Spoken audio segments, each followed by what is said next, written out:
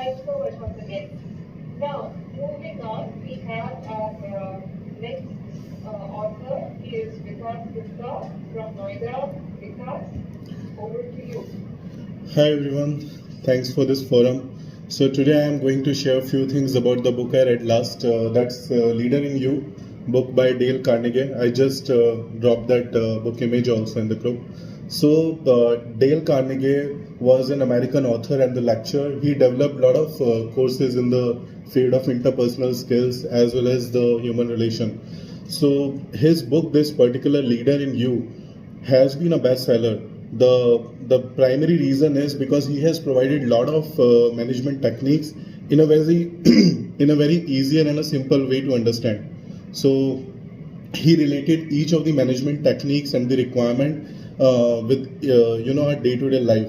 So during his initial years, he was a salesman. He started his career as a salesman, wherein he was able to convince the people. He was able to push them the way he wants. Then he started his career as a lecturer.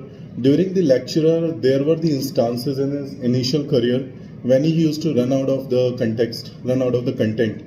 At that time, he started using the technique that he started asking the participants only that tell me what makes you angry, what are your day-to-day routines. So that technique helped him a lot in order to manage those sessions which he invited. So in his book Leader in You, he simply provided for the leadership that a leader is one who thinks in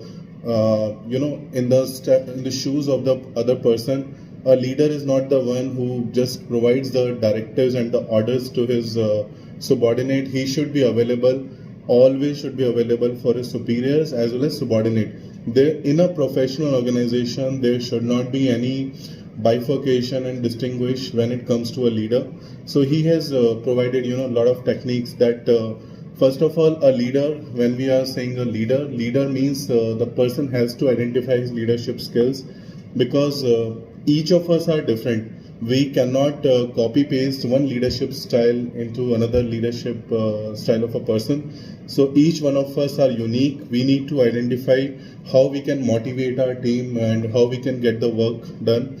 And our communication has to be effective in a way. It should be a two-way communication. So sometime in a rigid kind of a scenario, people just communicate at the leadership side. They do not listen to their subordinate. So it's very important that it has to be a two-way communication. That's only when people will feel the part of an organization, and we should be available as a leader. Person should be available for his subordinate and all.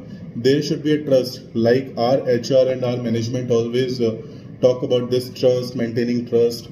So that is also one of the trait he has explained in his book, which is Leader in You. Then one of the important thing is that if we have a team, it is not just the case that we can tell them to do the things and they will do. We need to make them understand that why a particular task is needed to be done. A person will give it 100% only when there is a want in himself. So there need to be a trust, that kind of a scenario wherein person feel involved in an organization. He should feel that next morning he has to go to the office, not as a burden, in a good way. So we need to treat our employees in a friendly way. So I have seen a lot of leaders when they roam around the floor, they chat in a random way with the employees. If somebody is not well, they interact with them. Same thing this Dale Carnegie, he has written in his book also as one of the management technique. And then we have to express, as a leader, we have to express interest in our subordinates also. It is not the case that only our subordinate is wishing on our birthday. Even as a leader, we also need to remember his birthday, his good days, if he is not well. Just making sure that he is spending his 9-10 hours in a company. So this is also his family. And whatever the goals as a leader we are developing, those needs to be smart. All of us know what is smart goals. So we need to make sure that we need to set an example before asking our team to do it. And there should not be any practice of blaming, when it comes to a team. So there are a lot of organizations who have changed the wording of their performance assessment review. Instead of performance assessment review, they now using the performance development review. So that's the technique he gave in that time. And that book was mainly meant for the US organizations, because post World War, those American companies were enjoying the market leadership. All other economies were destroyed, be it Europe or Japanese.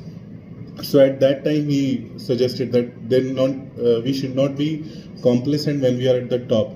So the world is changing, we need to start involving our team, and we need to go ahead. As in an organization, there should not be you and me, it's always we.